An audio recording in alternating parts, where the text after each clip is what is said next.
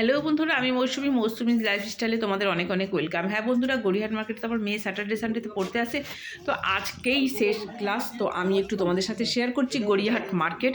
সব থেকে আমার বেশি ভালো লাগে জানো তো এই শাড়ির দোকান।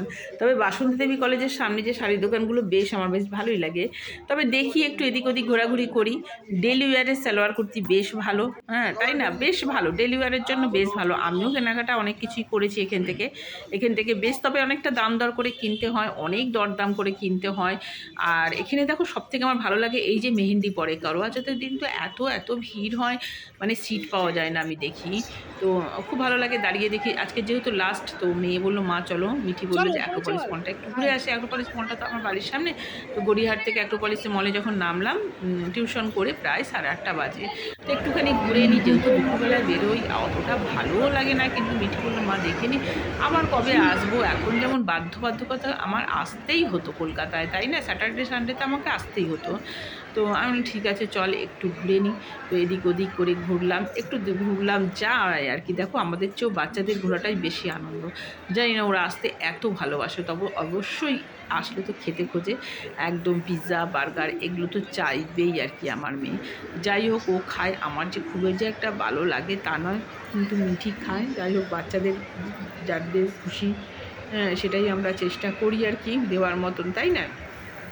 ঠিক আছে চল, ও ওদিক থেকে খেয়ে এলো, আমি ততক্ষণে একটু সবজি কিনে নিয়ে আসলাম। মানে মলটার সামনে থেকে যে সবজির দোকান না, একদম ফ্রেশ সবজি, তো ওইখান থেকে কিছু সবজি নিয়ে আসলাম, যাতে আমার আর 2-3 দিন আমি থাকবো কলকাতায়, সেই 3 দিন আমার হয়ে যায়। তো ওখান থেকে আমি নিয়ে আসলাম, নিয়ে এসে আবার এখান থেকে বাড়ি চলে যাবো। তোমাদের সাথেও আমি সন্ধে হয়ে গেল, সে আস্তে আস্তে এত সুন্দর কিছু পুজো আছে, দেখেছো, দেখালাম না তোমাদের ওই ছাদটার মধ্যে। দেখো দুজনে পুজো করছে, আর ওদিকে কিছু মন্দিরে আওয়াজও আসছে। ওই দেখো, এই যে এখানে, এই দেখো দুজনে মিলে দেখা যাচ্ছে। ওই এই দিকে পুজো হচ্ছে, ওখানটাতে কিছু পুজো করছে আর কি, দেখছি সাজিয়ে গুছিয়ে ছাদের মধ্যে ব্রত কথা বলছে। নন বেঙ্গলিদের কিছু পুজো আছে, ব্রত কথা। ওদিকে কোনো মন্দিরও ওই যে ওরা পুজো করছে, আওয়াজ আসছে।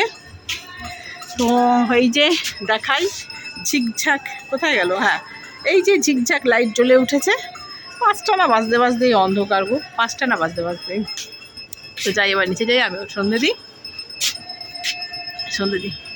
টাটা।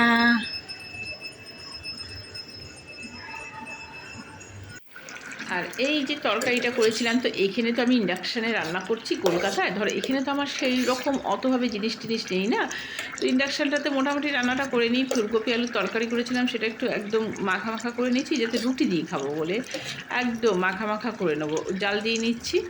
তো প্রায় 10টা বাজতে চললো, আর রুটিটা কিনেই নিয়ে আসি এখানে তো আর গ্যাস নেই, ইন্ডাকশানে করি। যেহেতু আমি তো থাকি দুর্গাপুর, আমার পুরনো বন্ধুরা সবাই জানে আমি দুর্গাপুর থেকে কলকাতায় মেয়ের পড়ার জন্য আমি আসি এখানে।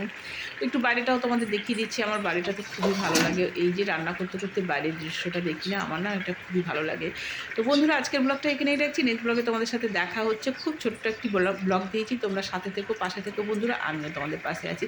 টাটা, গুড নাইট, সবাই ভালো থেকো, সুস্থ থেকো, আর কাজের মধ্যে থেকো। Tata, good night.